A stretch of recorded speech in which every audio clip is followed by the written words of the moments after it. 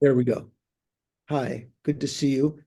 Um, Here we are again, ready to chew some dry bones. Uh, we're going to begin with our usual, verbal prayers, which in many cases should suffice, but, I like to continue after that with some more experiential thinking about the meaning of those verses. So, and if you'd like to put up the verses, although everyone probably knows them by heart now.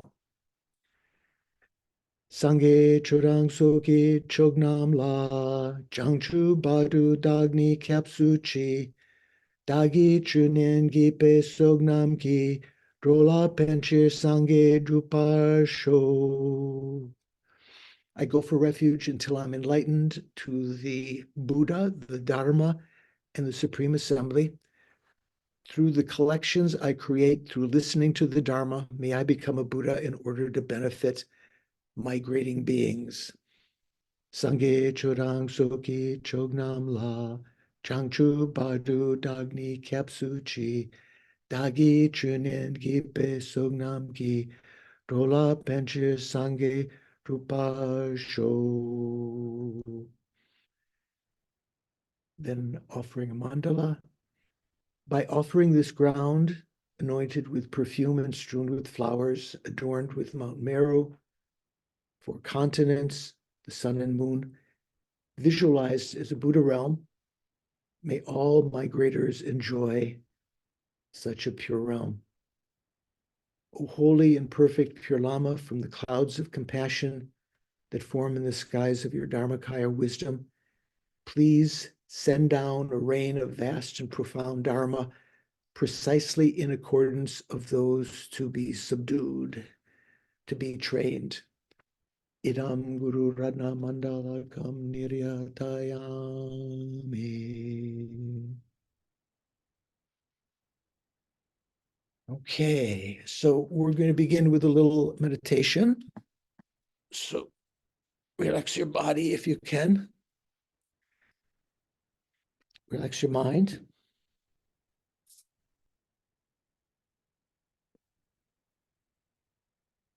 Excuse me, just getting a little water. Recognize your breathing and place your mindfulness upon it as we are accustomed.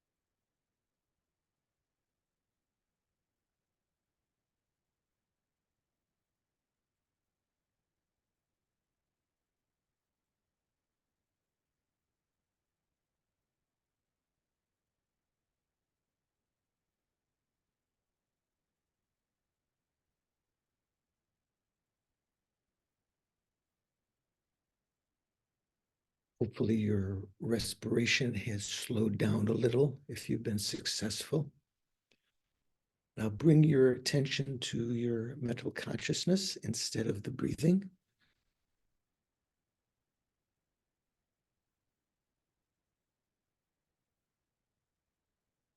That subtle object, difficult to recognize, so we have to use its contents first of all.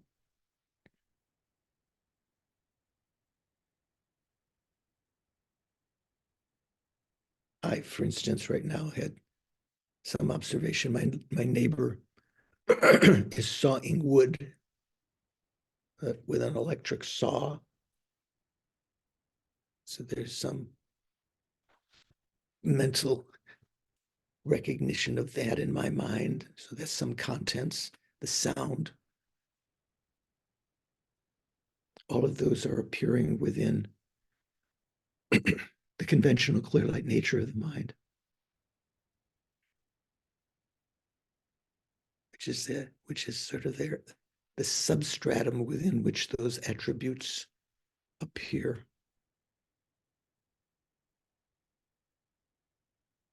We could say they're appearing in the mind, but in particular, once the thoughts, the content of the mind subside, and we're just looking at it naturally, we can recognize its nature as being non-obstructive. A little bit like space, but in this case, it's not obstructive to mental phenomena, whereas space is not obstructive to things that have material, that have form.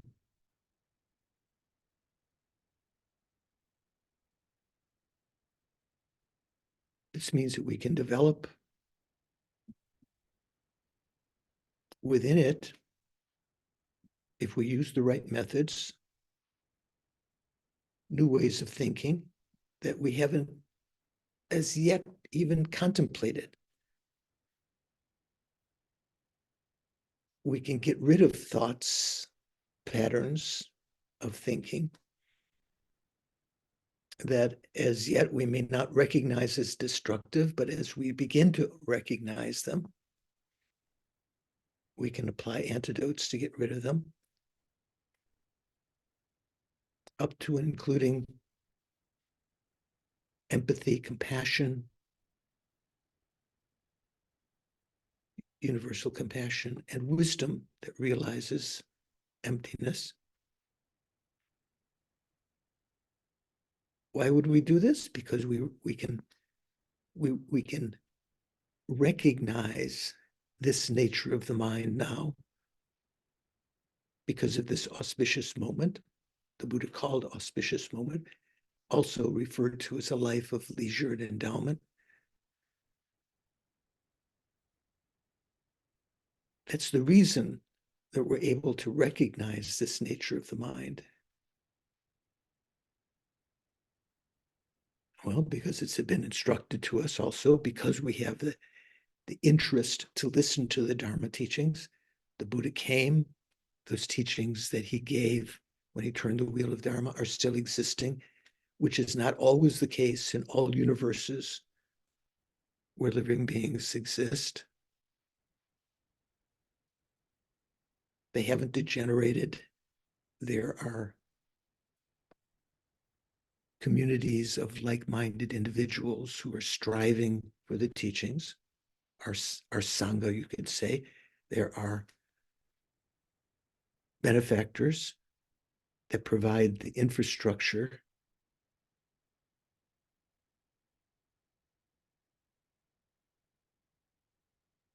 And this is such a rare opportunity in our waning days, when we leave this mortal coil. Who knows where we will be reborn? Well, Buddhas, Bodhisattvas know, maybe, with their clairvoyance. We don't really know where we're going to take rebirth.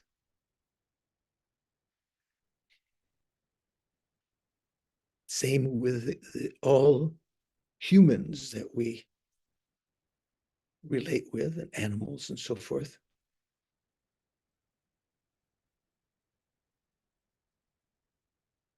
What we can strive for at the very beginning is to create the causes and conditions to again have a life in the upper realms as a human or God, the desire realms, by shunning negative activities, trying to purify the strength of those that are already implanted in our mind, and cultivating virtue as an individual of beginning scope. Recognizing, even if we're born as a human again in the future, playing the scenario through that lifetime, that will come to an end. And again, we'll be left uncertain as to whether we'll be born in the lower realms or upper realms.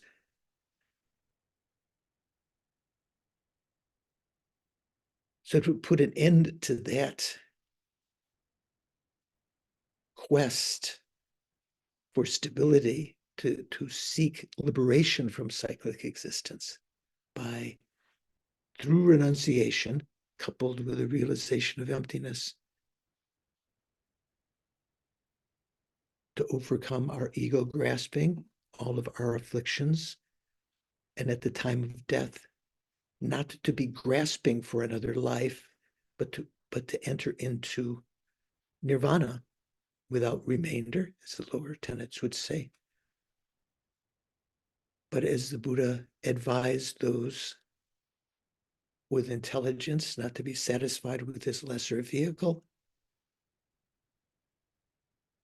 even before we understand the benefits or the need for developing bodhicitta, just to have been told by the Buddha that it's so rare and so beneficial and so important. Bodhicitta is the thought to achieve enlightenment, not for our own sake, but for the benefit of sentient beings, because it's the best and only way to perfectly help them. All living beings that we begin then to recognize as kind, to develop a warm heart toward them, as we would toward our mother, who we've been separated from for many years. When we recognize her,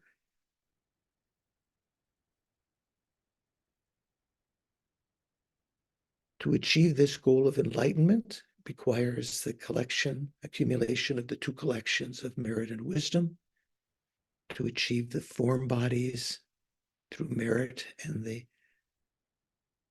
mental bodies, the wisdom bodies, Dharmakaya, through wisdom. And the texts that explain that were taught by the Buddha in the Prajnaparamita Sutras, both the extensive deeds taught implicitly and explicitly teaching emptiness through Nagarjuna and his commentators, especially Chandrakirti's Majjhimakavatara, Lama Tsongkhapa's commentary to that, which we're studying. I think I'm going to participate today again to listen to further material from that text in order to become a Buddha for the sake of all sentient beings.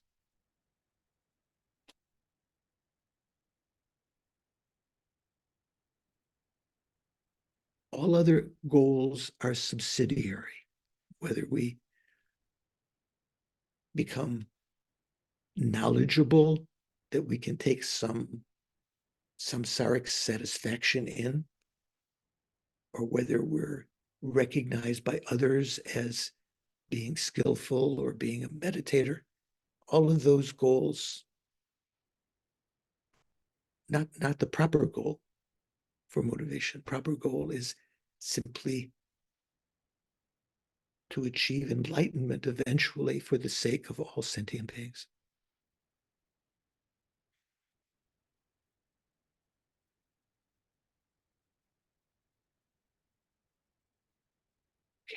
Thank you.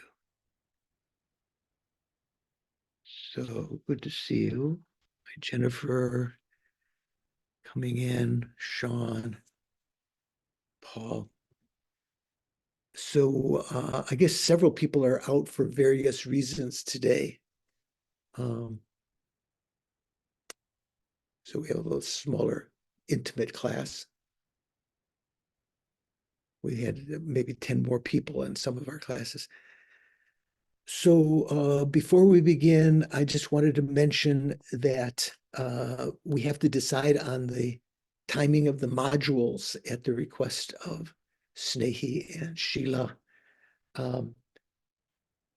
Doris will put or has put in the chat the schedule that they're suggesting. I think it's probably more or less okay. She's put it twice because those who come after it's put in the first time won't see it. So you see it there. Does anyone have any problem with that schedule? That will take us up to the August break when we'll have a big break over the summer. Only thing I think might be of concern to Americans is July 6th weekend. But I think we've done that. We did the same thing last year. July 6th is also recognized as the Dalai Lama's birthday. So maybe nice to have class that day also. So if you have, as you see that, if you have any comments, let us know and we'll get back to Snehi and Sheila so they can put it up on the Shantideva site. Planning ahead. Okay. So how are we doing? Anyone have any questions from the past or general Dharma problems, questions, conundrums that they've been dealing with? Everyone up to speed in our class? I won't ask. That's too difficult. Okay. Subash, what do you think? Venerable George, thank you. It's not related to the directly to the material that we've been talking about, but I thought I'll ask the question nevertheless. Is the goal emptiness or is the goal valid cognition? Well, probably closer to the second. The goal is not emptiness because as I've mentioned several times, Lama Yeshe used to say, emptiness is nothing special. Even caca has emptiness, using the Tibetan, child word for excrement, right? What is really special and what we should aim for is the wisdom that realizes emptiness. So that's more aligned with your question of valid. Actually, what I read a definition of valid cognition, which says valid cognition is the measure of what exists, is the true measure of what exists and the measure of what does not exist. Okay. So in fact, so my interpretation of what I read was in a dharma text was that to categorically say something is empty is incorrect, but to say that there is something there, okay, that I mean something there in the form of, I mean there's a book lying on the table.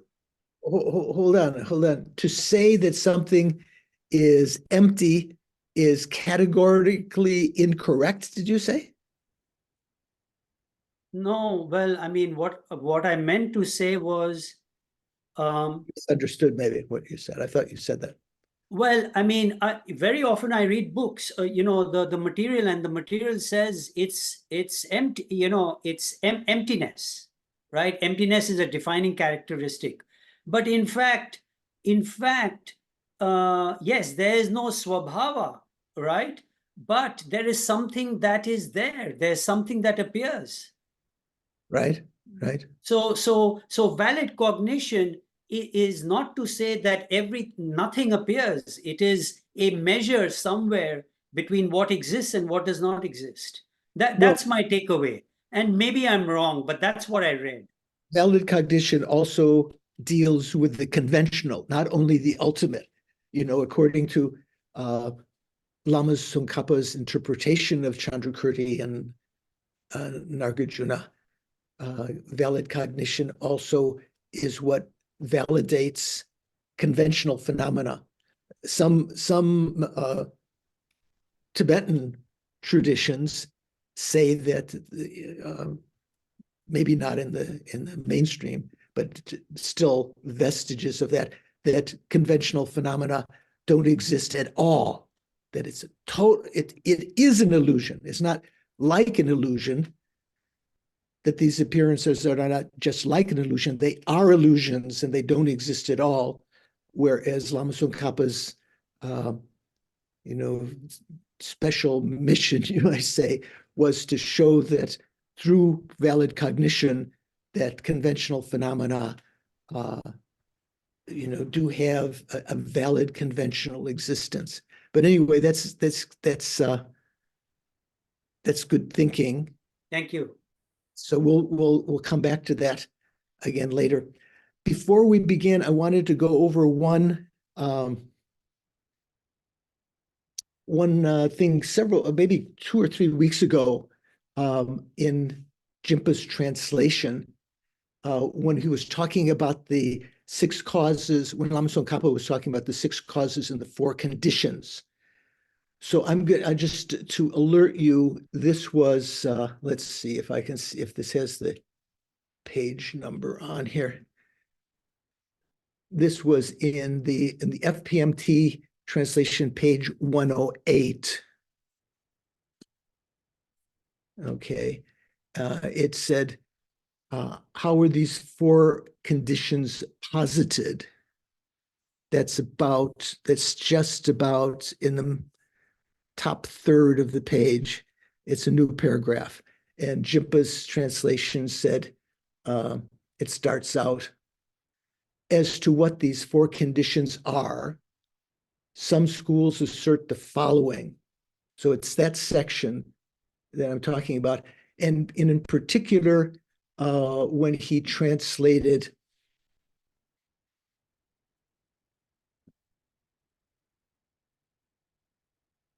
the antecedent condition. So that's what sometimes we're translating as the immediately preceding condition. So, for instance, when I consciousness arises, that would refer to an immediately preceding moment of consciousness, whether it be I consciousness or mental consciousness or even some other consciousness that acts as the immediately preceding condition for the consciousness. So he says the antecedent condition is as found in the lines, and he's quoting, I guess, from Abhidhammakosha, okay? The minds and derived factors that have arisen, this is Jinpa's translation, their final instance, not of the same kind, is the immediately preceding. So I'd like to point out that I believe is an incorrect translation. Jinpa has put the negative particle on the wrong on the wrong gasket, or put the gasket in the wrong pipe or whatever. So it says, Tibetan says, Demadaken Semdan Semjung Keba Nam. So that works out the mind and mental factors, or the factors along with it. Tama min sun dema tak. And that's the end of the quotation. So I think the FPMT translation is more correct. It says, where is that? Immediate conditions are said, produced minds and mental factors, not the final, but the similar and immediate.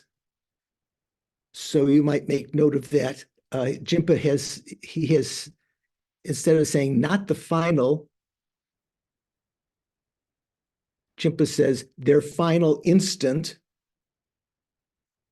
not of the same kind. So he puts the not on the wrong segment there.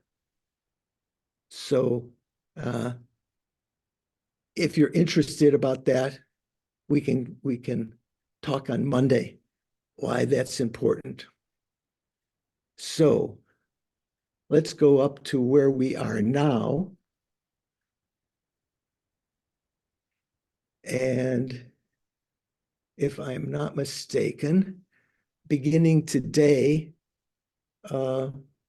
is the statement, this reasoning revealing such an extreme consequence is presented in the following in fundamental wisdom.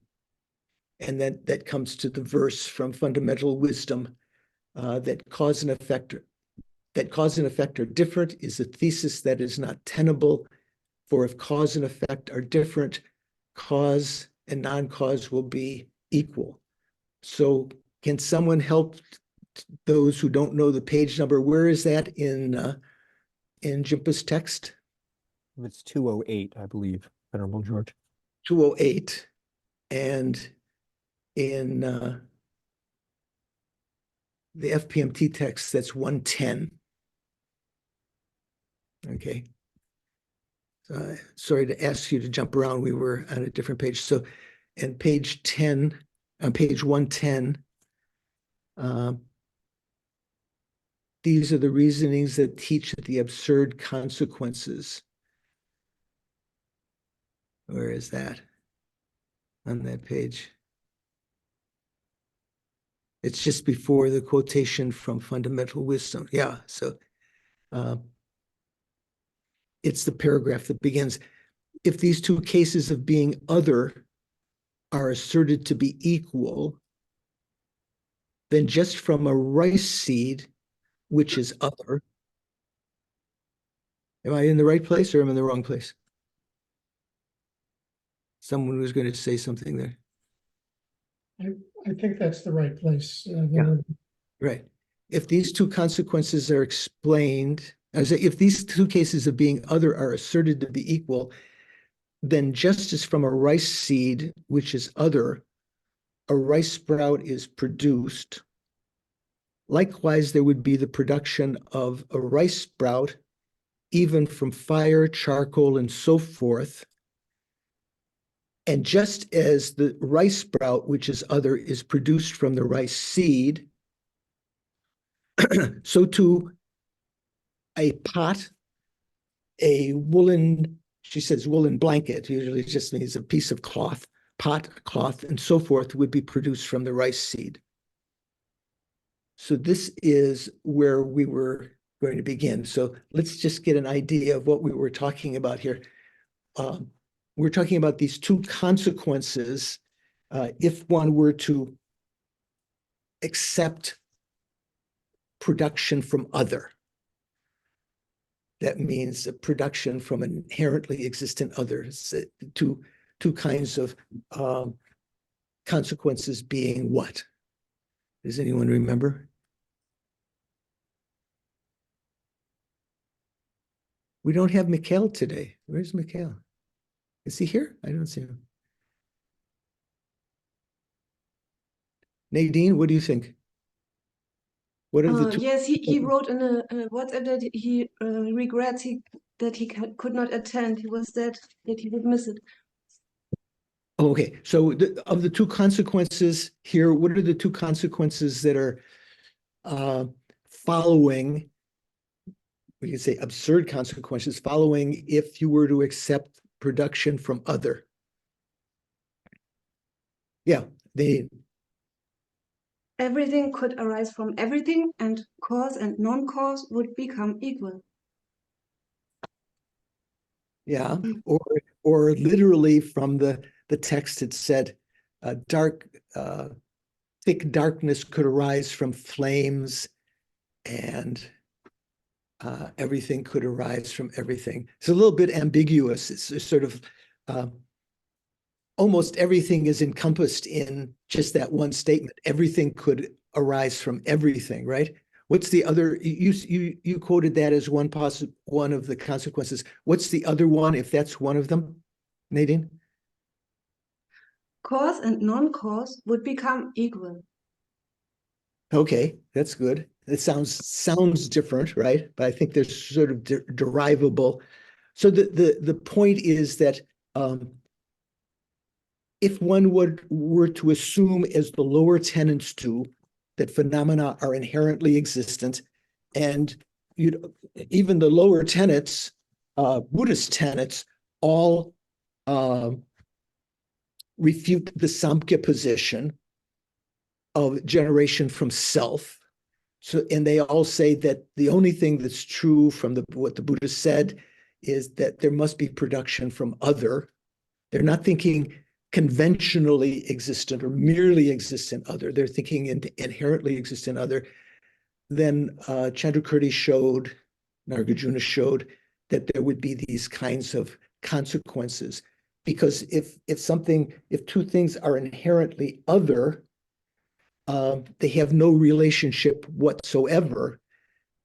So even from flames of fire, the tongues of the fire, there would be created darkness, because that's just as possible as illumination being created from the flames of fire. That's usually what we would think would be created, right? Flames of fire would create brilliance. The flame on your butter lamp or in your Coleman Coleman lamp, that would create illumination. But because they would be independent, they would be inherently different. Anything else that's inherently different could also be produced, such as darkness. That's the point, right? Okay.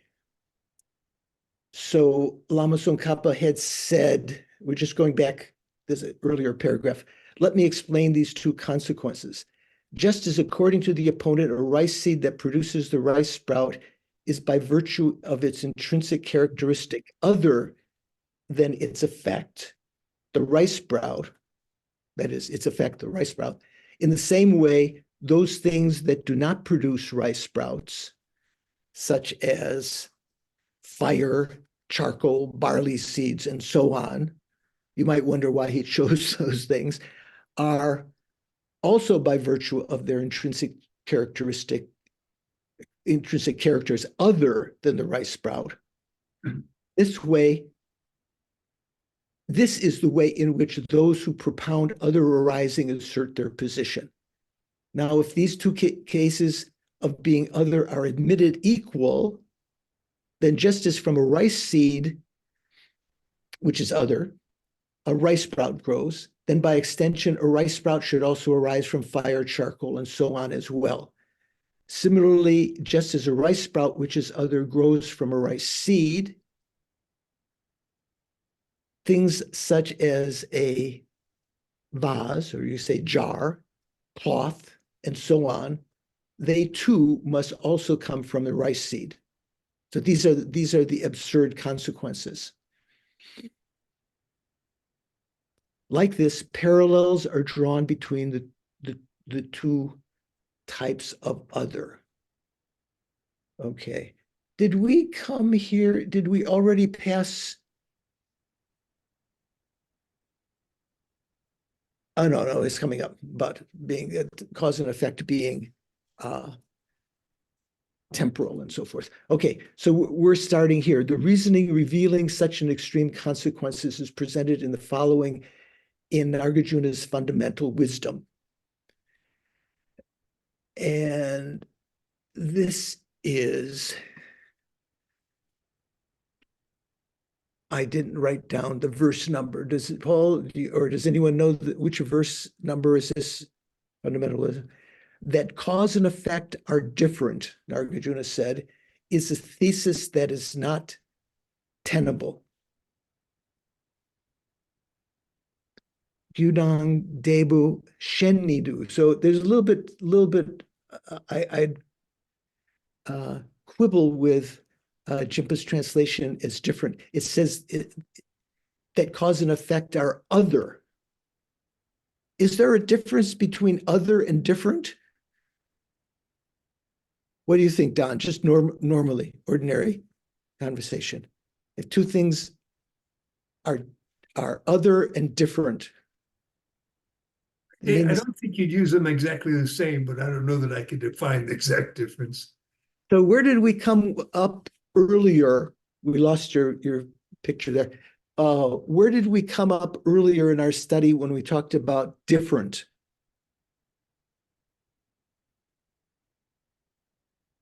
Possible causes.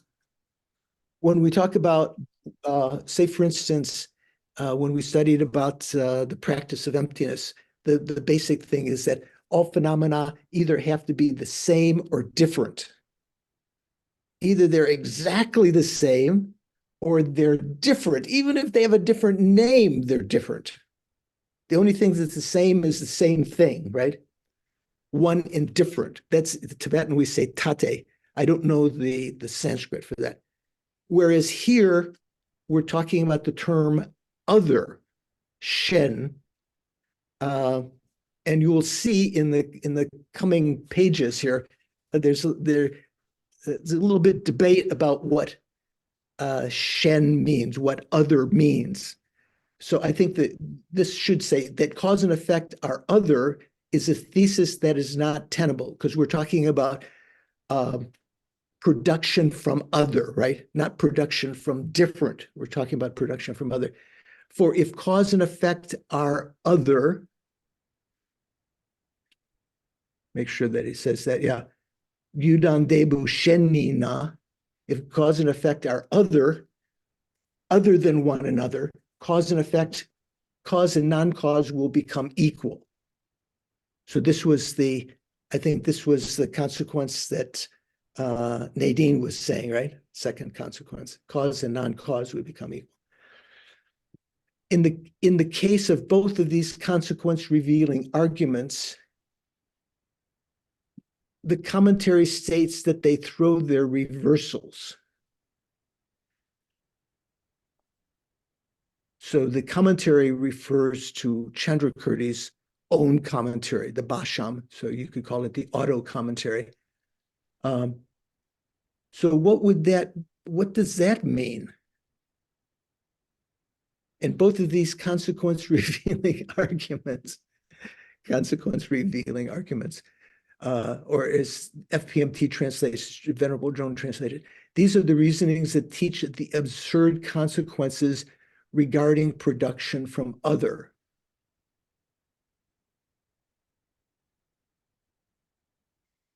Chapter 20, verses 19 CD and 20 CD. Doris has somehow shared with us there.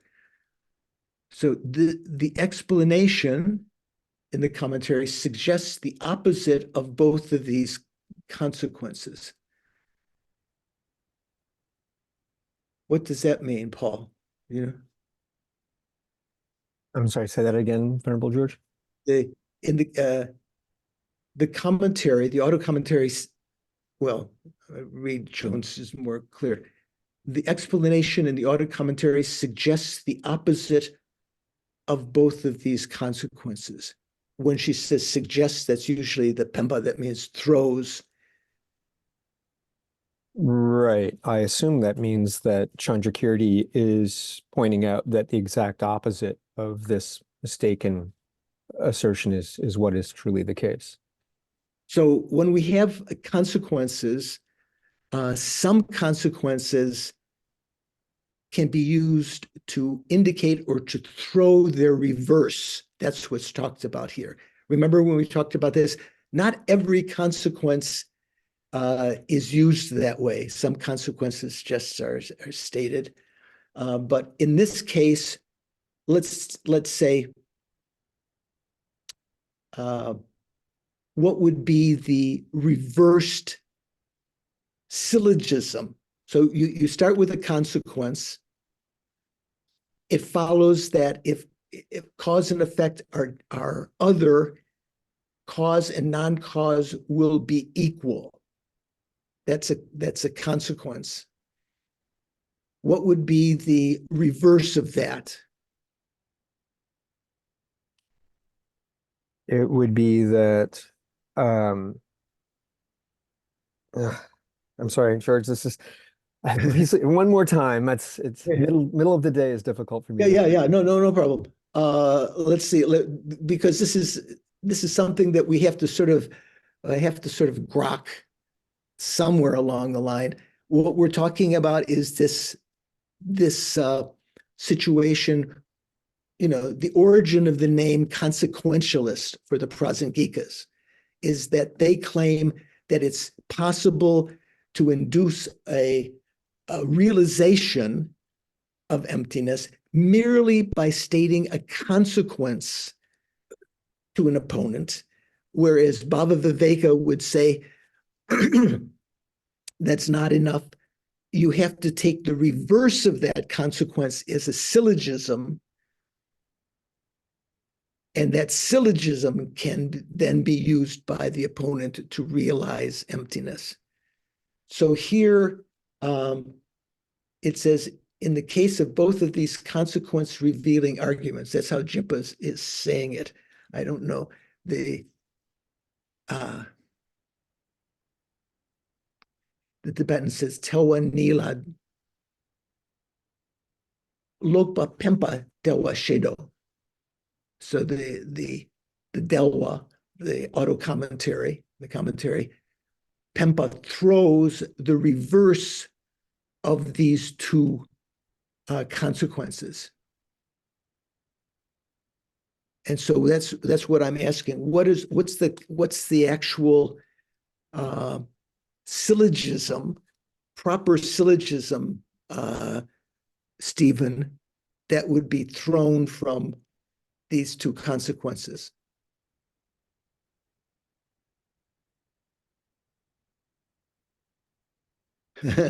Yeah. Okay. So first of all, we have to decide what the two consequences were. Let's take the simple one, that from it follows that thick darkness would be produced from the tongues of flames, or from flames of fire. It follows that. That's a consequence, right? Right. So when you take the reverse of a consequence, what do? You make it into a syllogism. Right. By doing what? By negating the sign and by negating the predicate. And putting them in a different position, though, right? Say, for instance, and revert and changing their position. Yeah. You take the reverse of the sign and you put it as the predicate of your syllogism.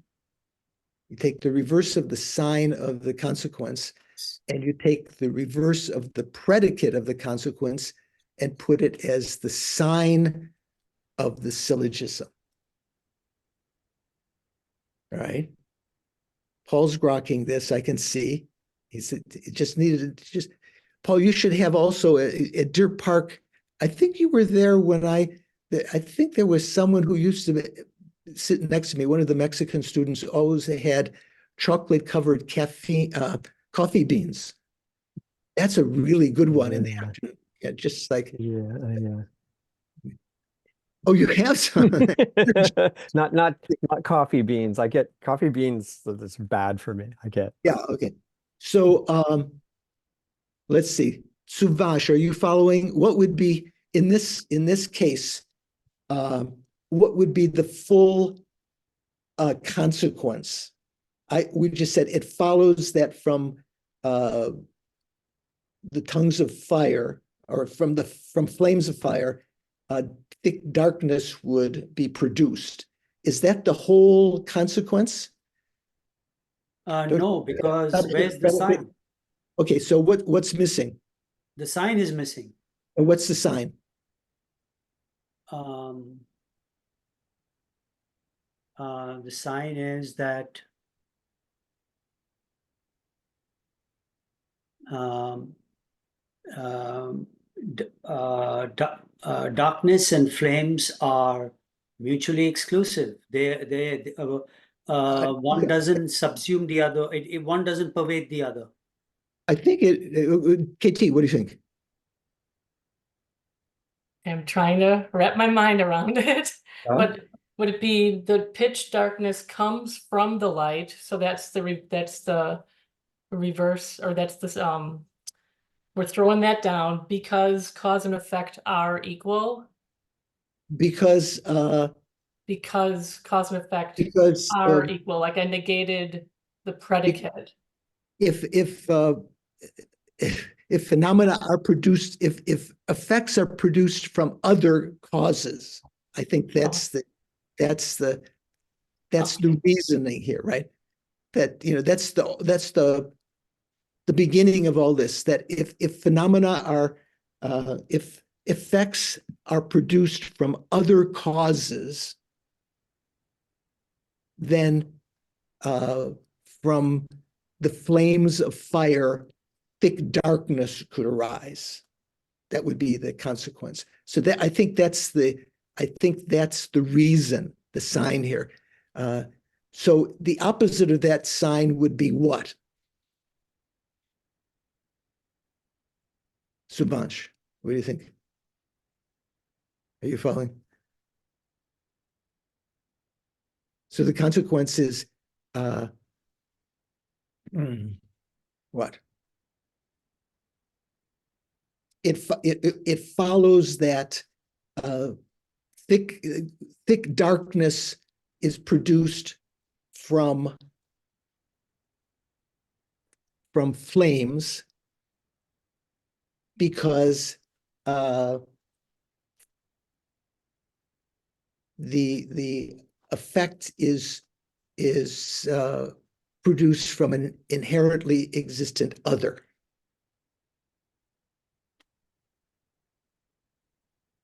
Right?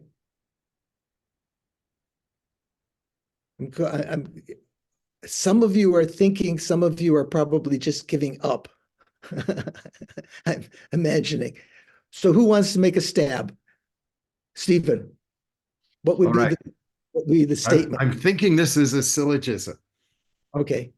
So here's what I came up with. Darkness cannot produce flame if cause and effect are merely existent.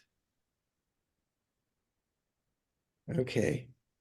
That's one. You write down on your note card here. That's contestant number 1. Sure, Paul. Go on, Paul. Paul, go on. No, I was going to say cause and effect are not inherently other because darkness is not produced from flame. Okay, so there we get something that's so what he's taken is taken the reverse. So taking the reverse of the sign, using the sign here, cause and effect being other, and taking that as the opposite of that sign, taking that as the predicate, and taking the opposite of the consequences predicate and putting that as a sign. Richard, did you have a comment, or you were just applauding? I was just applauding Paul. Everyone, Paul, take a bow. Take a bow. Okay, so that's kind of what's applaud the energy choose. That was, yeah. Where can I get those? Yeah, try Amazon, I suppose. So in the case of both of these, or as I like Jones' translation, Venerable Jones' translation better here. These are the reasonings that teach the absurd consequences regarding production from other. The explanation in the auto commentary suggests the opposite of these two consequences. So generally, the Prasanghikas say you don't have to suggest a syllogism because they're Chandrakirti and Bhavaviveka. Well, Bhavaviveka wasn't debating with Buddhapalita because Buddhapalita criticized. What am I saying?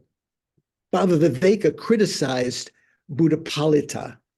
So Buddhapalita didn't state these things, but Buddhapalita was just who was sort of like the originator of the Prasangika in a sense. He was saying that you don't need to state autonomous syllogisms. You don't need to state a syllogism. Implied in that is autonomous. But Bhavaviveka said that you did have to. And but it's still, but Prasangika still, as Lama Tsong has pointed out here in Chandrakirti's case, Chandrakirti state the syllogism, but not as an autonomous syllogism. Okay, so this is something that we'll have to get our minds around as we continue. Okay, so how are we doing? Yeah, Richard. Venerable, there's a difference in the translation of the verse from Fundamental Wisdom between Jimpa and FPMT, which I don't quite understand. In FPMT,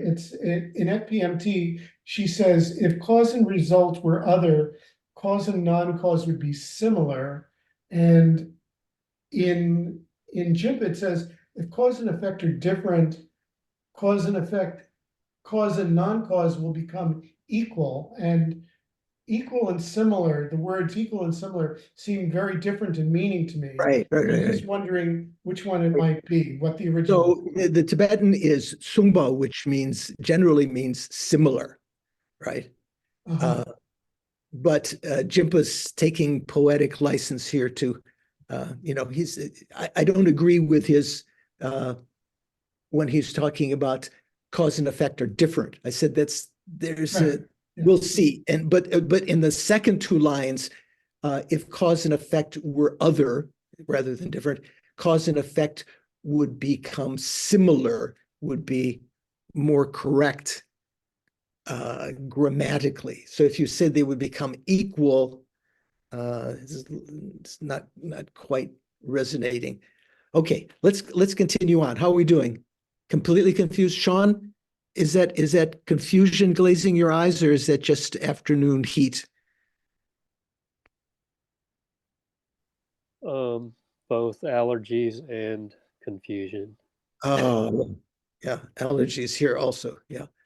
Okay, so next section. Tacho, here's a decisive analysis of these points. So this is a word that we talked about before. Tacho. Anyway, this has two parts. Why extreme consequences ensue for arising from other. And so Venerable Joan translates, the reason for incurring absurd consequences regarding production from others. Absurd consequences, extreme consequences. This is what's called, in Tibetan, the Tibetan word is hachang telwa. Is hachang have a Sanskrit equivalent, Paul? Do you know? Not off the top of my head, I don't know. I'm not quite sure, but so what this means is, in general, consequences don't necessarily have to be to throw some kind of absurd or extreme consequence, something that sounds extreme. But these ones, such as darkness arising from flames and so forth, those are absurd consequences. Right? You could say, as Jimpa says, extreme consequences. Why extreme consequences ensue from arising from other, from that thesis that we're trying to overcome, and two, demonstrating that it is not a contradiction to accept the reverse of the consequences. Demonstrating that it is not a contradiction to accept the reverse of the consequences. That's what we're saying. We do accept that. In fact, the consequence that Paul was able to construct that Chandrakirti was implying in his commentary that is to be accepted. Okay, so first one, why extreme consequences ensue for arising from other? Here, some Tibetans assert that the absurd consequences ensue for subscribing to the thesis of arising from others. Subscribing to the thesis because cause and effect are, in temporal terms, necessarily sequential, while being other, or he says otherness. Now he uses otherness. He doesn't say different. Why otherness requires simultaneity. This is totally incorrect. Okay, interesting. So what's being talked about here? Some Tibetans assert that the absurd consequences ensue for subscribing to that, or as Venerable Jones said, with respect to the reason for incurring the faults of the absurd consequences regarding assertion of production from others. Okay, a lot of preamble. We're talking about production from others, the absurd consequences that come from that. Some Tibetans say that it is due to the fact that cause and effect, cause and result are pervaded by being sequential, or you could say are necessarily sequential, as otherwise they would necessarily occur at the same time. However, this is extremely unsuitable, or this is just wrong. So what's talking about here? Are cause and effect, do cause and effect take place at the same time, Jennifer? Are you still there, or are you taking a break? Oh, I'm there. I'm not feeling so well, so I'm sort of Okay. like That's okay. That's okay. slumped over, but cause and effect are not temporally simultaneous. They're not simultaneous. In fact, that's one of the basic tenets. Which has to come first? If we're not looking at a Star Trek universe, cause would come first. Right, right. I tossed up a softball, like in the news conferences, when you're, to get in the good graces of the person you're interviewing. So yeah, causes always have to precede effects. So here, let me get back to this. There are some Tibetans who assert that the absurd consequences that they're due to the fact that cause and effect have to be sequential, but otherness requires simultaneity. Does Jones' translation, Venerable Jones, have that in there? She says, as otherwise they would necessarily occur at the same time. I think Jimpa is more correct in the way he's translating it, whereas otherness requires simultaneity, that they occur at the same time. So the idea here is that if two things are other, not the word different, if two things are other, they have to exist at the same time. Say, for instance, on a tabletop, if there is a jar and a piece of cloth, these are the traditional Tibetan. There are many kinds of things that come up. So we say bumpa and what is it? What's the Tibetan for cloth, Paul? Piece of cloth. It's come up several times. Anyway, but so if there's a piece of cloth, Joan translates it as woolen blanket. Jimpa translates cloth. There's a jar and a cloth on the table. They're existing at this, they're right there, right together right now. They're simultaneous. You would say that the jar and the cloth are other, right? Whereas if you talk about a continuum of something, let's say your own self when you were 21. I think most of the people in this class are over 21, so I'm guessing there's no one who's going to say I'm. So if you imagine yourself now and yourself when you were 21, is the person when you were 21 other than yourself now? Stephen's shaking his head. No, it's not other. It's certainly different, right? You wouldn't even say it's different, okay?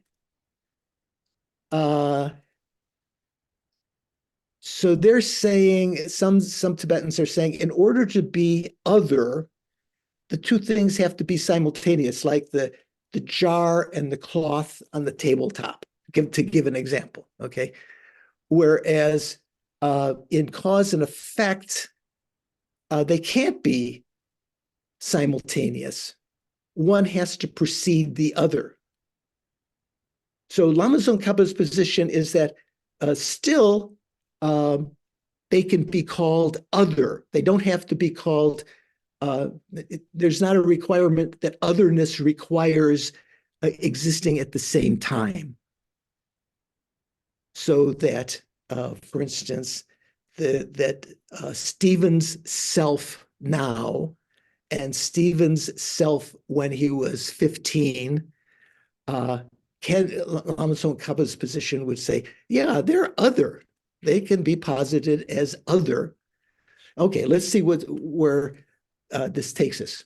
So it said, Jipa's translation says, this is totally incorrect. For in that case, all the faults one has leveled against the opponent to refute arising from other will equally apply to one's own position. So this is a little bit enigmatic. I think what's referring here is that no matter how you cut it, whether you say, let's say that you the position that for cause and effect, some Tibetans assert that they are not other because otherness requires simultaneity, right? So what would you call that kind of production? What would they call that kind of production? It's not production from self. It's not production from both self and other. It's not production causelessly, because we're talking about causal, because, and we already accepted that all possible types of production were included within the four, right? Production from self, other, both, or causeless. So the people who would say that the cause and effect are not other, then they're, if they do accept that the effects are produced from the causes, they're beyond the realm of the four alternatives, right? Suvash, did you have a comment? Did you have a? No. Okay. Sorry. But Anna has. Venerable, I just wanted to give a reminder that we're at the halfway mark with the class, and do you wish to take a break? Right. Thank you. I'll let me just finish a little bit. This kind of, if you just read this, is kind of like, where is all of this coming from? Okay. So for in that case, all the faults one is leveled against the opponent to refute arising from other will equally apply to one's own position. So the point here is that no matter how you cut it, whether you say cause and effect are other or they're not other, still, if they're inherently existent, all of the absurd consequences will follow. If the cause and the effect are inherently other, then thick darkness could arise from flames and so forth.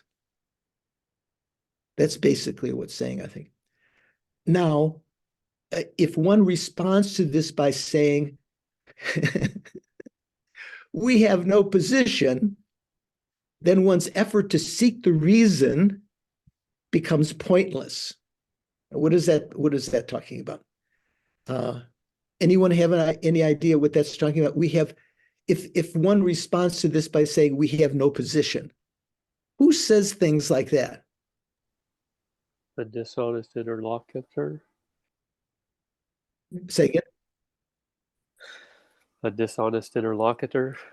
An interlocutor. Okay, nice. Okay, adding vocabularies here.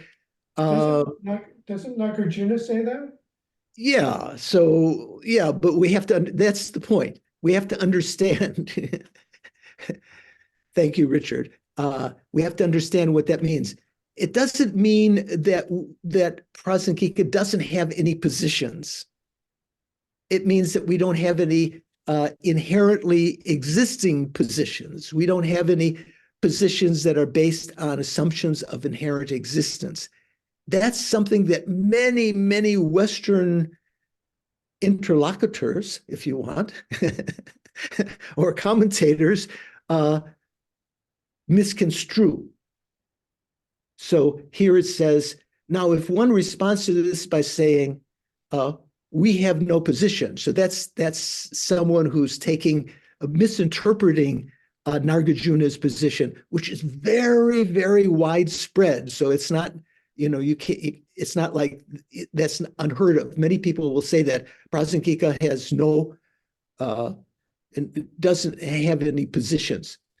Now, if one responds to this by saying we have no position, then one's effort to seek the reason, and he has in brackets, to refute arising from others in the first place, becomes pointless.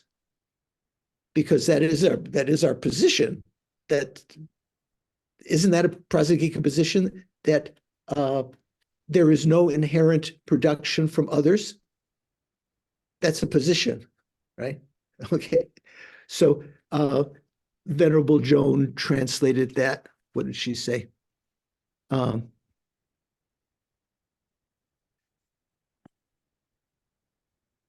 Because if that is denied, saying we do not accept that, there would be the meaningless fatigue of searching for a reason for that. Okay. So just let me introduce this next section. We'll take a short break then. Now, many Tibetans assert the following. When logicians establish an entailment,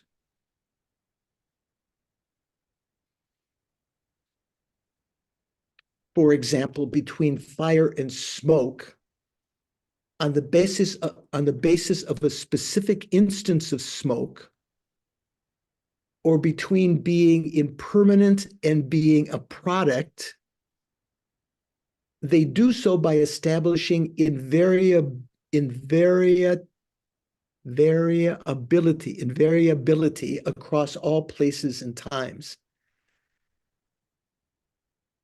This is done on the basis of a specific instance, such as in relation to a kitchen, in the case of fire and smoke, or a vase, or you say jar or pot, in the case of being impermanent and being a product.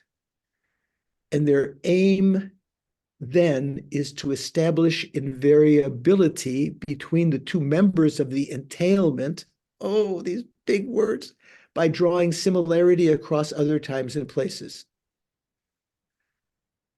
Okay, what is in simpler language? Let's see if Venerable Joan has simpler languages.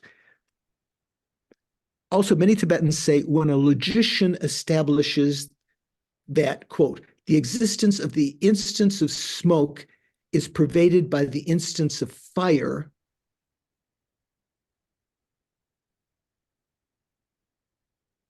she says pervaded by. Okay, that's what he's saying. Invariability of saying. So we're talking about different kinds of signs. So generally, when we talk about correct signs, who knows? Suvaj, maybe Paul knows. How many correct, maybe Stephen knows, how many correct signs are there said to be?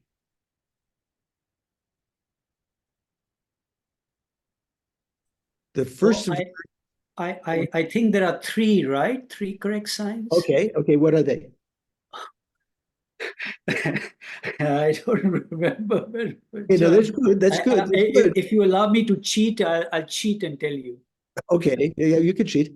So there's a famous verse, the first verse of chapter 1 of the Pramanavartika in the Tibetan rendition. I think it's a long history. Paul can probably elucidate during discussion group on Monday about why the chapters are in different order in the Tibetan Pramanavartika than they are in the Sanskrit edition. It's very interesting, but at any rate, in the first chapter, do I have it here?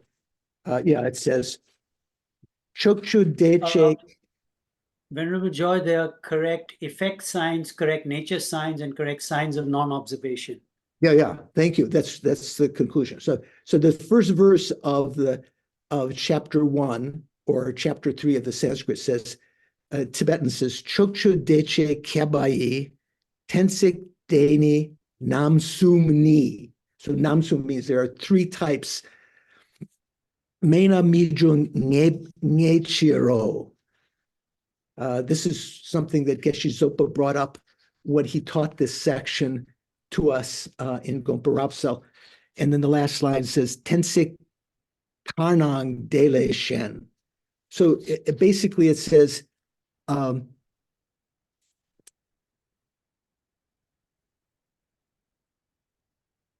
here, the translation that I have here is from, I can't remember who. This is not Galvin Kitty also has a translation now of the first chapter and commentary of Pramanavartika. He says, evidence is a property of the subject of the inference. Evidence is what he's translating reason. So a reason or the sign is the property of the subject of the inference, right? So if you have an inference, if you have a syllogism, the sign is a property of the subject, right? Remember when we talk about the three modes, there has to be the property of the subject and the reason or the sign has to be with the subject. Subject, sound is impermanent because it's a product, like a jar or something like that. You have to have. It has to be true that the subject sound is impermanent because it's a product. It has to be that that sound is a product and it's something that you know. Okay, and then it says. It is exactly of three types, three kinds, as Subhash was saying, because the inseparability, anyway, many words. Tibetan is much simpler. It just says, Mena Mijo Nechiro, because it is definitely, if that doesn't exist, something else doesn't arise. Okay, so we're going to take a little break for you to think about that. Just let me stretch my legs, get a cup of coffee, maybe if you need to go to the bathroom. We'll just take a couple-minute break and be right back. But no need to start well, anyway, start it, okay. Take your time coming back. If you're getting Paul's run down to the market to get some more of his energy jelly beans, whatever they are. What are you having, Subhash? Is that coffee or tea or something else? It's Darjeeling tea. Oh, Darjeeling. Okay, good. Excellent tea. So, okay, let's see, people slowly coming back.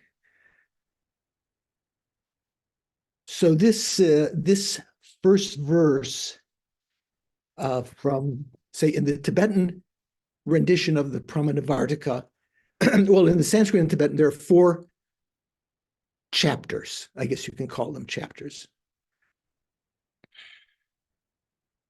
Right? Paul, is any other, do they call anything other? Do they call them Leu? I can't remember in the Pramanavartika. I think it's something like that. I think it's Layu or something like that. Yeah. Anyway, 4 sections. So the second one is both in the Sanskrit and the Tibetan, both, I believe, right? Isn't the second also? No, the fourth is the only one that's the same. Oh, the fourth is okay. So the second in the Tibetan, the first one is this section that talks about establishing inferences for, I guess, for oneself, right? Correct. Yeah. And the second chapter is establishing that the Buddha is pramana. Yeah, establishing valid cognition, pramana bhuta, that he's, yeah. So this is the basis of Roger Jackson's book, Is Enlightenment Possible? It's a translation of that chapter along with Gyaltsab's commentary. Then the third and fourth chapters are talking about other aspects, establishment, reasoning for other, and reasoning for other is the fourth chapter. The third chapter is then perception. Perception, right? Right. Okay. So what text are you talking about? we're talking about the famous Pramanavartika by Dharmakirti, who was a disciple of Dignaga. They were both famous logicians. They're both quoted extensively. And Nagarjuna's, Dharmakirti's Pramanavartika is quoted extensively because it gives a very clear indication of these kinds of subjects about reasoning and so forth. So this first verse of the first chapter in the Tibetan edition, which is the third chapter in the Sanskrit, just at the, anyway, Paul will explain if he has time on Monday to it, he may not have, but why they ended up like that. So essentially what it's saying is that there are 3 kinds of signs. Basically, we could say, even more fundamentally, you could say there are 2 kinds of signs. Signs that prove existence and signs that prove non-existence. Okay? Signs that prove existence are of 2 kinds.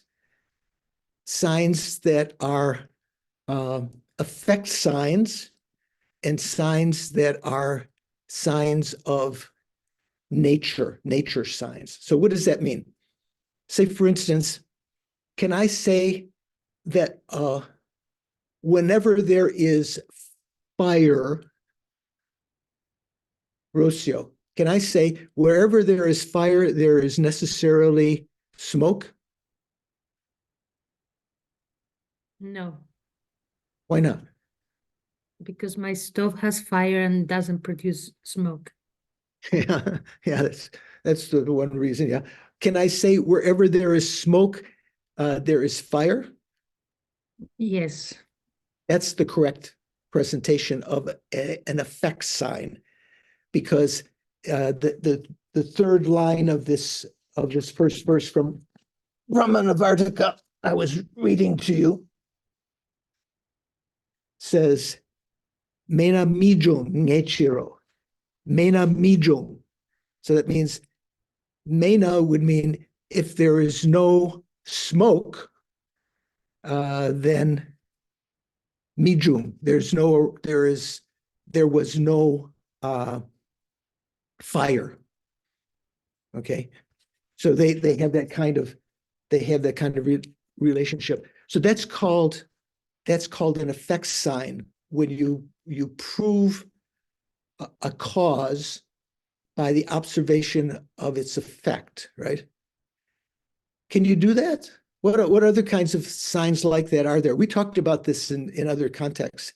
Say, for instance, in the desert, if you see, you've been looking for water and you see birds circling a certain area in the distance that you can't quite make out, that's sometimes considered to be a sign that there's water there, right? Because they would go for water and so forth. There are a multiplicity of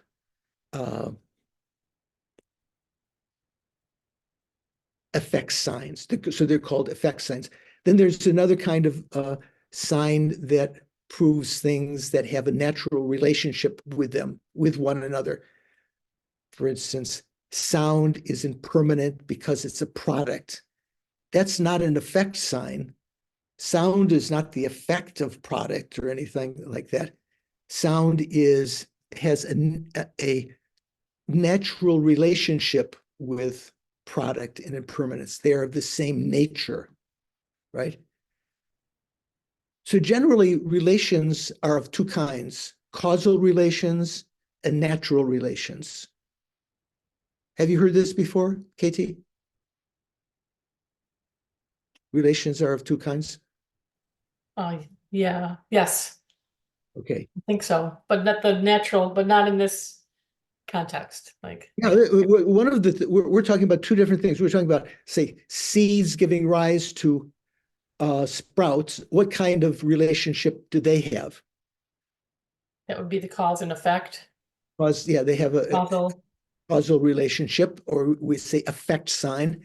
And if you talk about sound is impermanent because it's a product, or what was the other one that we were talking about here? Well, will come to us. That would be a natural relationship rather than a relationship of cause and effect. So the third kind of sign are signs of non-observation. They prove the absence of something. Say, for instance, if you're on a boat at night on the water, that's a logical place for it to be, rather than on the beach in the boat. So you're in the boat at night in the water, and there's this kind of fog around you. You're not sure if it's smoke or not, or maybe you see in the distance something coming in. And the non-observation sign would be on a boat at night on the water. There is no smoke. Smoke does not exist because fire does not exist. So what does that mean? Fire would be at night, if there was some fire out there in the distance, either another boat is on fire, or you're near to the shore and you're looking at a house on fire or a bonfire that's causing the smoke. That should be visible. That would be suitable to be visible at night, right? In the distance during the day, because of the sunlight, sometimes you can't see the flames, even though they're there, right? But at night, the fire would be suitable to be seen at night. So the fact that you don't observe, this is a sign of non-observation, you don't observe fire, that proves what? The non-existence of what? Smoke. The non-existence of smoke, right? So the existence of fire doesn't prove the existence of smoke, but the non-existence of fire proves the non-existence of smoke. Something to get your mind around. Okay, so this is what is being talked about here. These three kinds of logical signs. This is the subject matter of one of the courses called Tagrek in the Tibetan curriculum, signs and reasonings. Very, very interesting. That's what I wanted to teach at TNL before I came down with prostate cancer. Anyway, okay, so let's continue here. Now, many Tibetans assert that the following: when logicians establish an entailment or pervasion, for example, between fire and smoke, that pervasion would mean when there is smoke, there is fire. We say that in the West, right? where there's smoke, there's fire. Very common kind of thing, right? We don't say where there's fire, there's smoke. Maybe sometimes people say, but generally say where there's smoke, there's fire. So that's what is Jimpa says, entailment or pervasion or necessity. In Tibetan, we say Khapa. When logicians establish a pervasion between smoke and fire on the basis of a specific instance of smoke, right? So what's the classic example of that is the Tibetan kitchen. Well, maybe the Indian kitchen also wasn't. So usually in olden days, say in the Vedic days also, what was the preferred fuel for the kitchen? Or what was the most prominent fuel for the kitchen? Anyone know? Cow dung. There you go. There's someone with some Indian connection. Sean, for some reason, knows. And cow dung has some grass in it and so forth, but it very good fuel, but it produces a lot of smoke. Okay, so the example is in a smoky kitchen, fire exists because smoke exists. I just stated a syllogism. Is that correct? Well, it doesn't have an example yet. Let's say in a smoky kitchen, fire exists because smoke exists. That's not right, Suvansh? No, because it's smoke that if you see smoke, you know there's fire. But if you see fire, it does not mean that there's smoke. Yeah, but I said it in a smoky kitchen. Yes. Yes, Fire in that case, in a smoky kitchen, yes, there is fire. Right, okay. So that's kind of, so this is kind of talking about on the basis of a specific instance of smoke. Okay. When you're proving that, are you proving that wherever there is smoke, there is fire, or are you only proving that in a smoky kitchen, there is fire? That's the question, okay? Jimpa says, when logicians establish the entailment or the necessity or the pervasion between, and I'll just flip, between smoke and fire on the basis of a specific instance of smoke, like a smoky kitchen, or between being impermanent and being a product. So sound is impermanent because it's a product. Are you establishing then a general pervasion between product and let's see, and impermanence? Or are you only proving it on sound? That's kind of the question here. So they do so, the logicians who are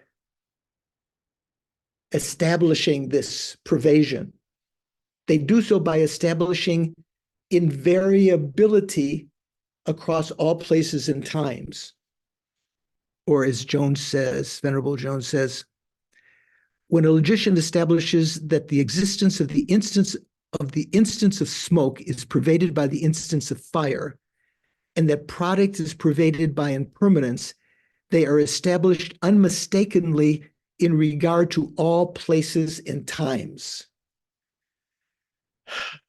All places and times.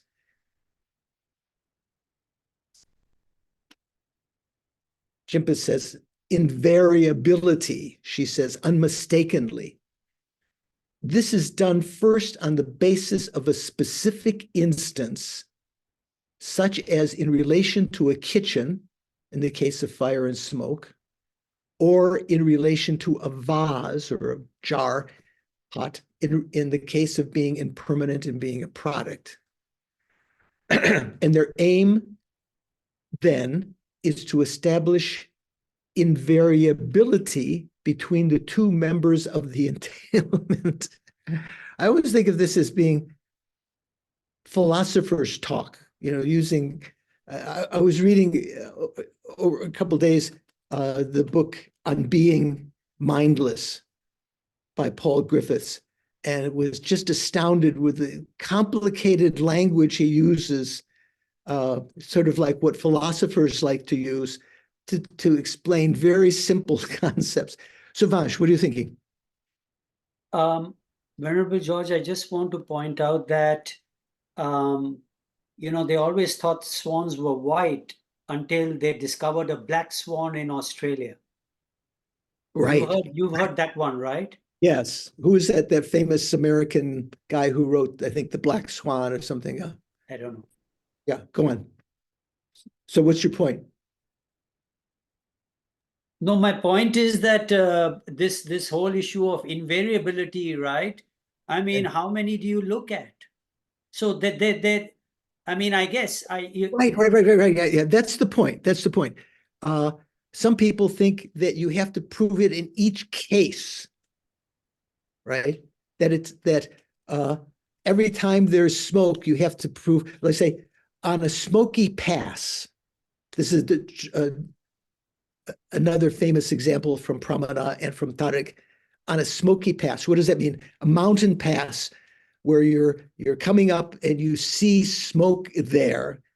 Why might there be smoke there? Because some pilgrims who are passing there, where their Tibetan flags and everything, they might have started making some Tibetan tea or something like that, and they started a fire. So on a smoky pass, fire exists because smoke exists. Of course, you have to prove that smoke exists, that it's not just fog or clouds or something like that. You have to maybe know by smelling it and seeing that it's billowing and so forth. Or in the distance, like sometimes, we talked about this before, there are cement circular things to put the garbage in India to burn it, right? And if billowing smoke is coming out of that, you can deduce, you can infer through a syllogism that fire exists there, even though you don't see the fire because it's blocked by the cement, what do you call it, cistern or something like that. You can prove the existence of fire there. So the question is, do you have to prove it on every single instance, or can't you just prove when there is smoke, there is fire? Okay, as Suvash is raising the black swan alternative to that. Okay, so let's continue. So this is done first on the basis of a specific instance, such as in relation to a kitchen, smoky kitchen, or a vase. Say a vase is impermanent because it's a product. That's something that can be easily understood before you understand that sound is impermanent. You can use the example of a vase. A vase is also impermanent, and a vase is a product, just as sound is a product and therefore is impermanent. And their aim then is to establish invariability by drawing similarity across other times and places, or as Jones says, and the two pervasions in regard to other places and times are a similar type of reasoning. Those two pervasions are asserted to be unmistakably established in terms of all times and places. So Jimpa translates, so what Chandrakirti is doing here, these Tibetans assert. So why are we talking about Chandrakirti? This is Lama Tsongkhapa writing, right? Chandrakirti wrote Majjhimaka Vatara, and it's Bhasham, it's auto commentary. And Chandrakirti was bringing up these syllogisms and pervasions and so forth.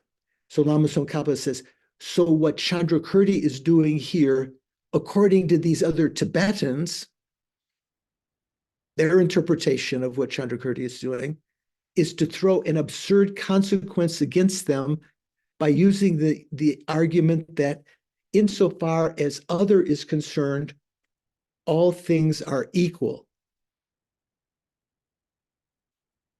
they say this type of argument topples the opponent's position with a kind of domino effect.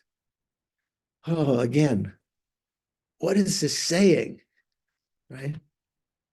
You sort of you read it and you understand the words, but does it make sense to anyone right off the bat, right? I don't know. What do you think, Richard? What do you think? I was looking at this passage before class, and I was reminded of the Groucho Marx line, why a 3-year-old could understand that. So we need to find a 3-year-old, because I can't understand it at all. I haven't heard that one before. That's good. Yeah. Let's find a 3-year-old. They could read the words. Okay, so what is this talking about? Let's read how Joan translates this. In this case, and she has in brackets Chandrakirti. So in other words, in Jimpa's translation, he says, so what Chandrakirti is doing here, these Tibetans assert. I think Chandrakirti, I don't have the Tibetan of that section right here in my tablet. I think Chandrakirti is just assumed. Jimpa hasn't put it in brackets. Joan has put it in brackets. In this case, Chandrakirti flings absurd consequences. This is what these other logicians, wrong logicians, Tibetan logicians are saying. Chandrakirti flings absurd consequences by means of the reason of the similarity with respect to being mere other.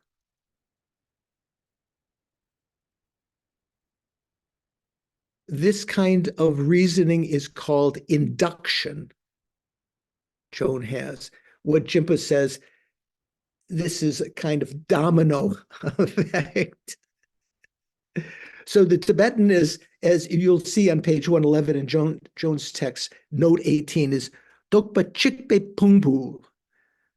So this is a very famous phrase that you'll find in only the most esoteric of explanations. This is a technical kind of term. Dokpa Chikpe Pungpu. Pul means kind of pushing.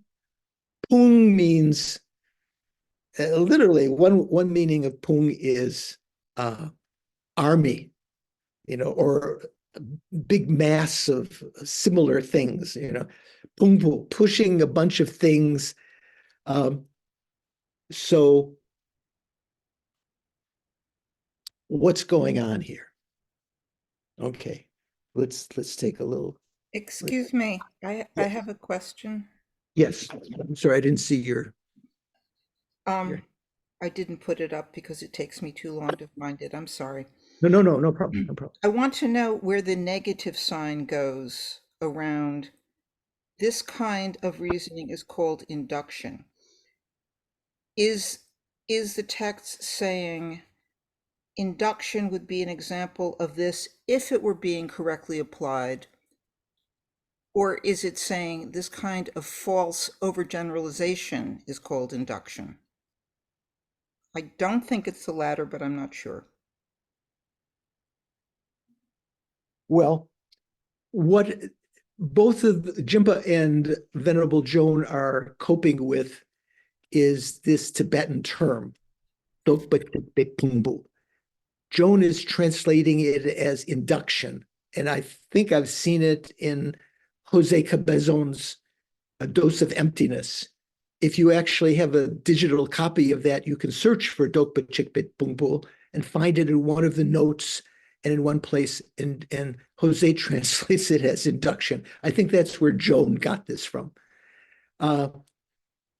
I'm not sure what exactly induction means according to classical Western logic, but apparently it has something similar to do with this.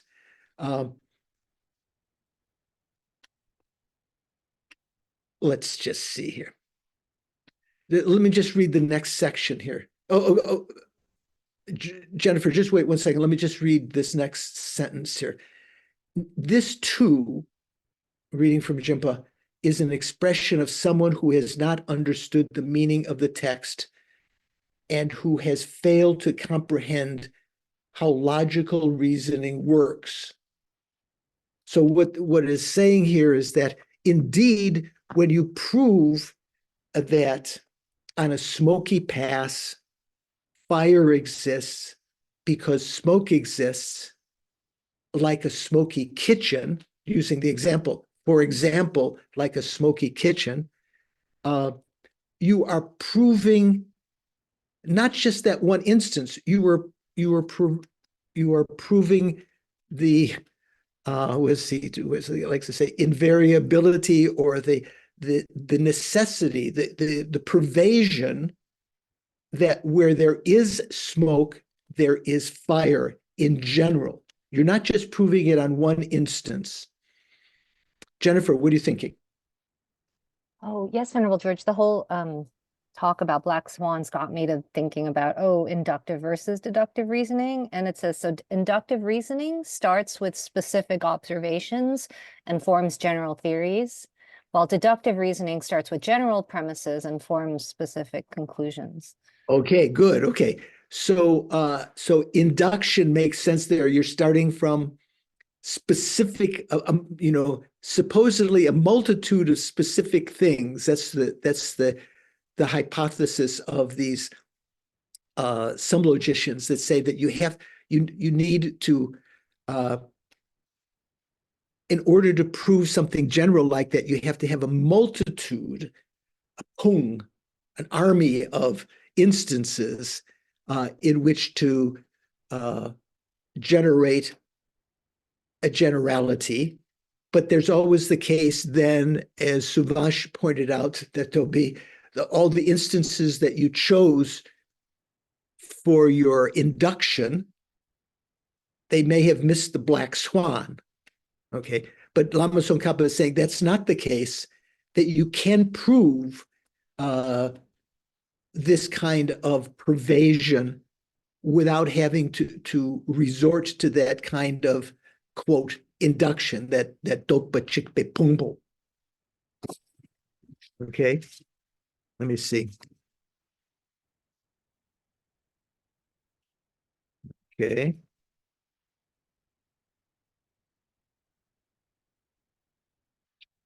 Okay.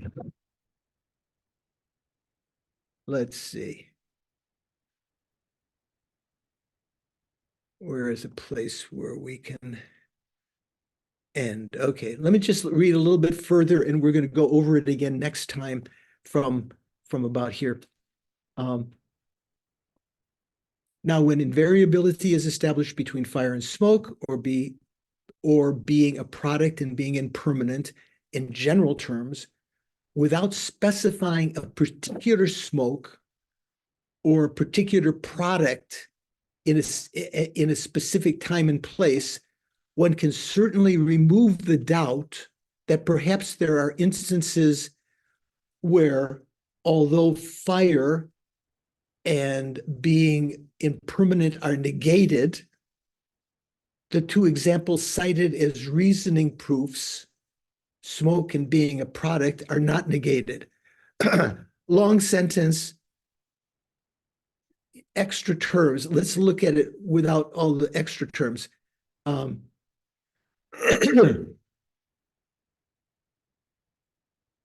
when invariability is established between fire and smoke, or being between fire and smoke, without specifying a particular smoke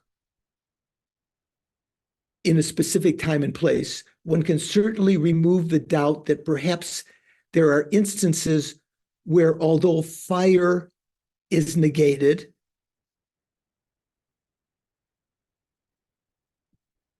smoke is not negated. Someone may think that there's you can remove the doubts about that. In contrast, there are many instances where the two things can be negated. So now we're talking about these two things, effect signs and nature signs. So for the effect sign, we're talking about fire and smoke.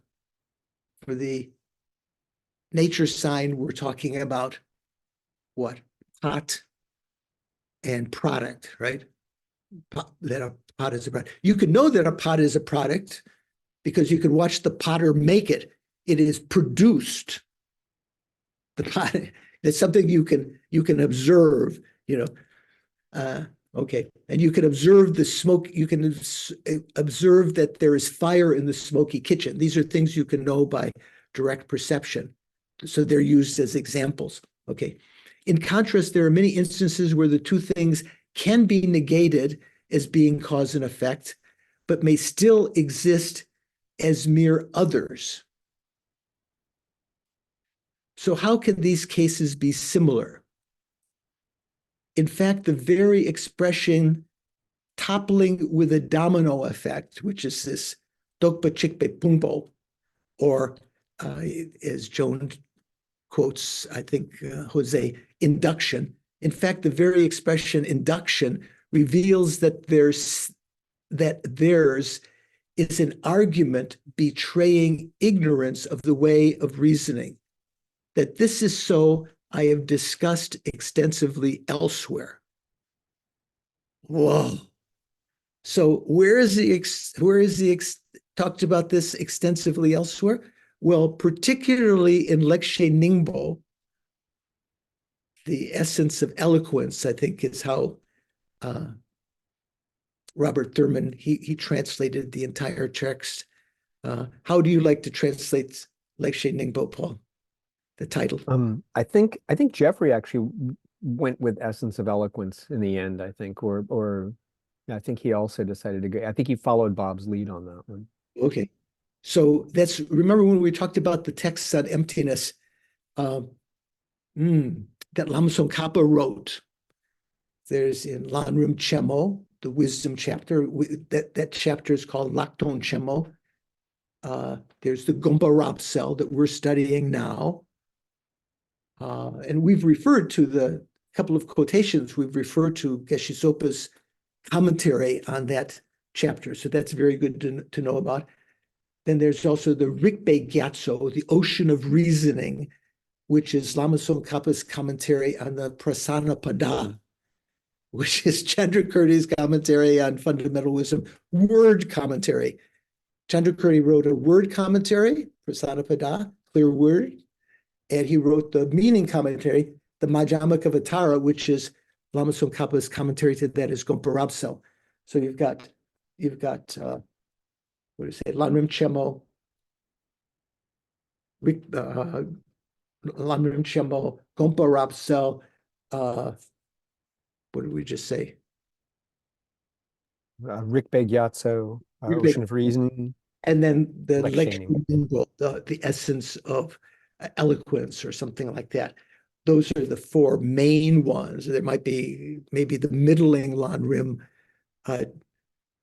Also, that section has some other relevance. Sometimes you could call that a fifth one.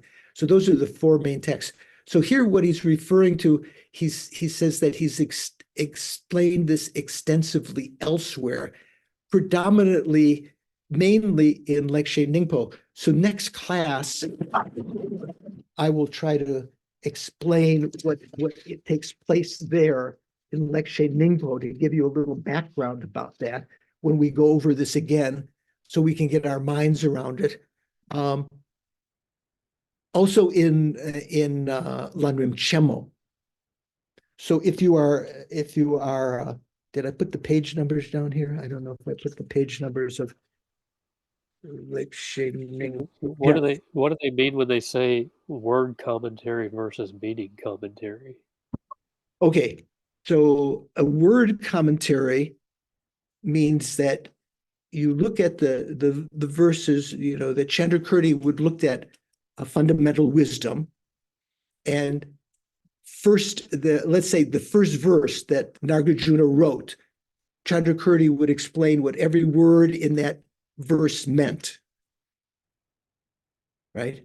Fundamental wisdom is a bunch of verses, right? It doesn't have a self-commentary. There's some Chinese Buddhists who believe that Nagarjuna wrote his own commentary to that, but the Tibetans don't accept that. So Prasana Pada, Chandrakirti wrote a commentary to every word of those stanzas, whereas in the Majjhimaka Vatara, Chandrakirti was writing a commentary about the meaning of fundamental wisdom. So it doesn't even mention each and every stanza, let alone the meaning of every word of that, but gives the general meaning as we're studying now, sort of an introduction so that you can read fundamental wisdom and understand it. That's kind of the difference between a word commentary, where you, in theory, every single word is explained of the fundamental text you're commenting on, and a meaning commentary is something that's meant to give you the general meaning of it without necessarily being, commenting on every word. Maybe in a certain sense, it's like the Chinese translations of the Sanskrit sutras. What do you think, Paul? Chinese, is that an analogy I can make? Chinese translations are like the meaning commentaries, whereas the Tibetan translations of the Sanskrit are more like word commentaries?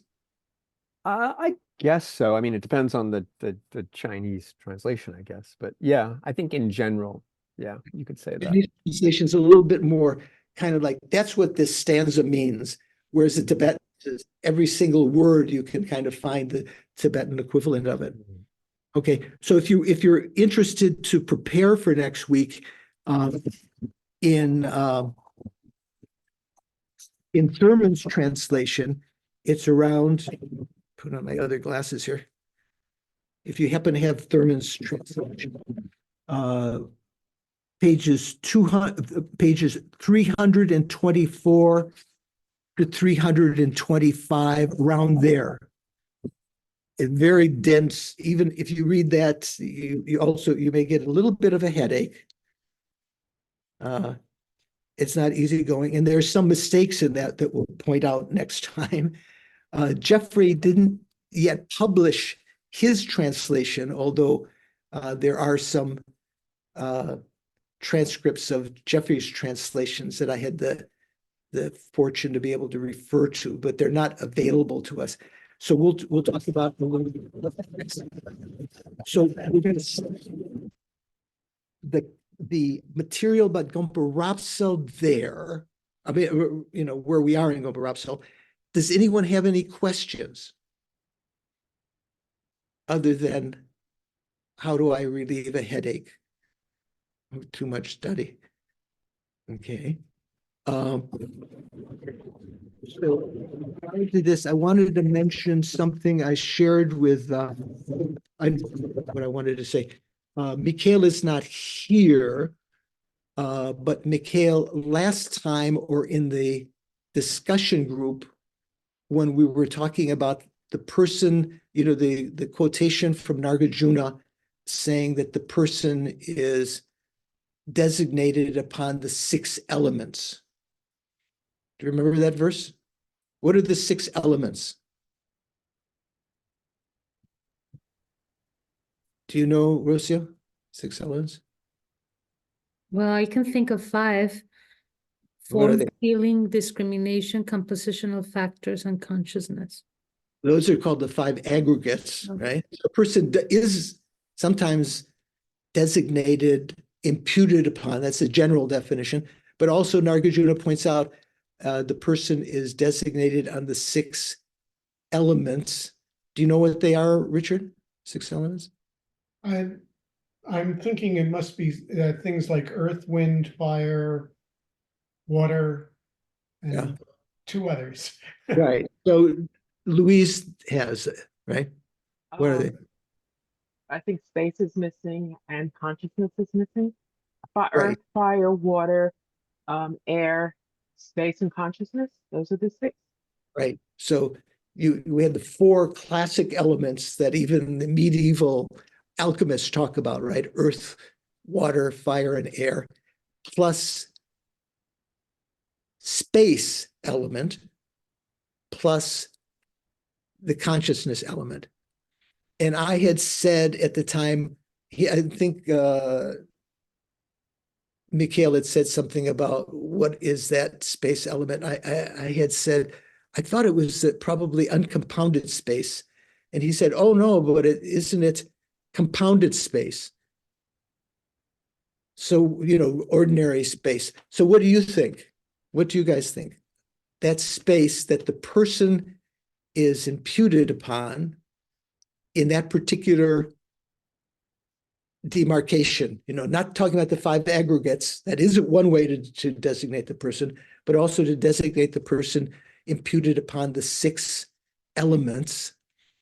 That space element would be uncompounded space or compounded space. So Stephen's. I vote for compounded space. Why is that? You wouldn't impute a person on uncompounded space outside of the margins of their body, say. No, yeah, but what about the uncompounded space within the margins of their body? Because also, if you said compounded space, there's also compounded space outside their body also. You're only talking about the compounded space. When you talk about compounded space, usually what we mean is Barnangi Namka, intermediate space, that which you can see and by analogy feel. So for instance, your tummy feels full because there's no more compounded space there. So my argument, going along with Mikhail and with Stephen now, is that let's say, is a person permanent or impermanent? Don, person is permanent or impermanent? Impermanent. Yeah, not a trick question. Good. Person is impermanent.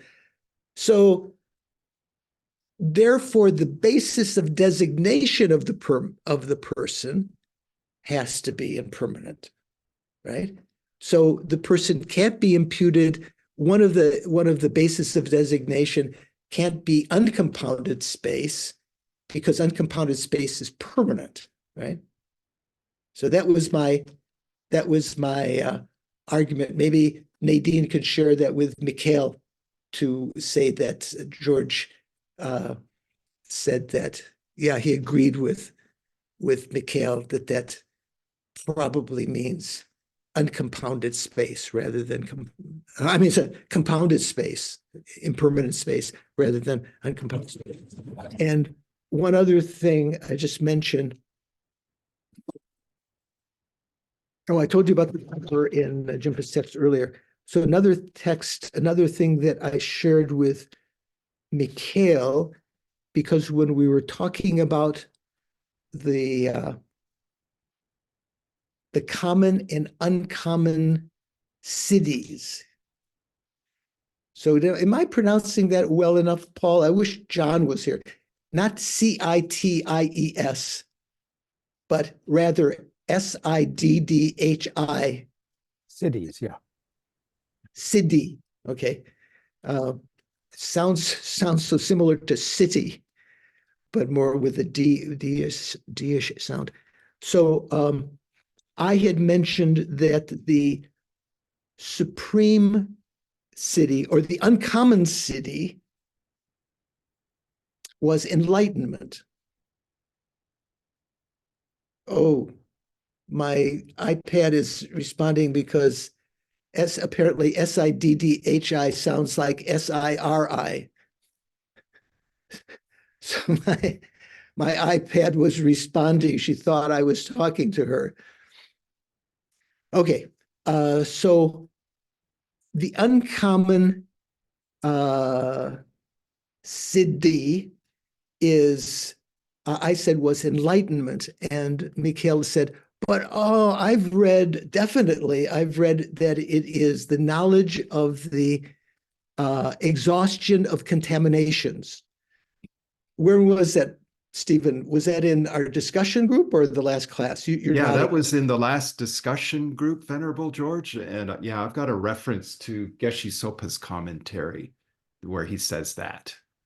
Right. So in essence, it means what the the knowledge of the exhaustion of contaminations means, for the case of a bodhisattva, means the achievement of enlightenment.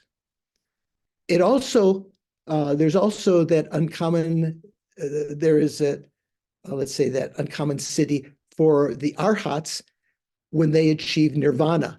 Once they've achieved nirvana, they have the knowledge that their contaminations are exhausted. We talked about this a couple of times. You know, the arhat knows that his load has been, his burden has been unloaded, and that there will be no more rebirth and so forth. That's the knowledge of the exhaustion of contaminations. But that takes place when, for a bodhisattva, that takes place when you achieve enlightenment. So that is also called, in other texts, it's just stated that that is called the supreme siddhi, or the uncommon siddhi. So I'll read you from the this Princeton Dictionary of Buddhism, which I recommend very highly. Big, thick thing. In Tibetan, we say the Tunmongi Ngurup, or the common cities. So in Sanskrit, the common attainments or cities is a term used especially in the tantric context to refer to the various supranormal powers, such as the ability to fly in the sky, to walk through walls, find buried treasures. Those cities, those attainments can be attained through the recitations of mantras and the propitiation of deities by both Buddhist and non-Buddhist yogins. So often we talk about in discourse with Christians, we often talk about that Christ exhibited some of these so-called common cities, like the ability to walk on water and to multiply objects like the bread that was supposedly multiplied. Was it just bread or also the wine? I can't remember, for the crowds and so forth. Fish. Bread and fish. Fish, not bread and fish. Fish sandwiches. Okay. Sushi. So, they didn't cook it. It is contrasted with the uncommon attainment, which is synonymous with supreme attainment, the attainment of Buddhahood. So I just wanted to share that with you, guys, that they mean the same thing. The knowledge of the exhaustion of contaminations for a bodhisattva means the achievement of enlightenment. The exhaustion of the knowledge of the exhaustion of contaminations for a Hinayana practitioner would mean would be synonymous with their achievement of arhatship, or of nirvana, first of all with remainder and so forth. Okay. So if you have a choice about any particular disagreement with the dates that were posted for the next units, we still have our class next week, then a break after that, and then we'll have 2 more segments of either 6 and 5 or something like that before the break in August. If you have any choices about that, let us know. Any last comments or questions? Okay, so let's dedicate our merits and say some long life prayers. Due to these virtues, may I quickly attain the state of a Guru Buddha. May I quickly become, he says, Drupgyurne, having attained the state of a Guru Buddha, become a Guru Buddha. May I lead all living beings, all migrators, without exception, into that enlightened state. May the supreme precious bodhicitta that has not arisen arise and grow. I was talking about my own mind stream and in the mind stream of others. And may that which has not yet arisen, may that which has arisen not diminish, May I not lose that little bit of bodhicitta I have, but increase more and more.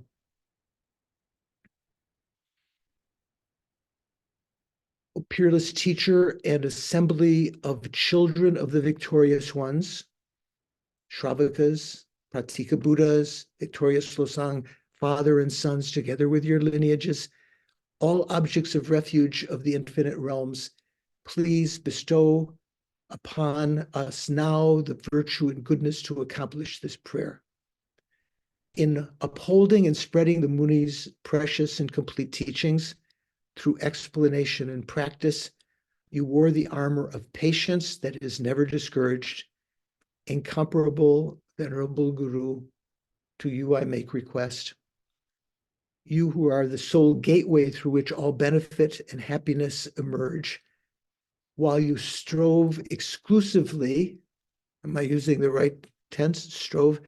While you strove exclusively for the welfare both of the victorious one's teachings and for mother living beings, you suddenly departed to peace. At this I lost hope.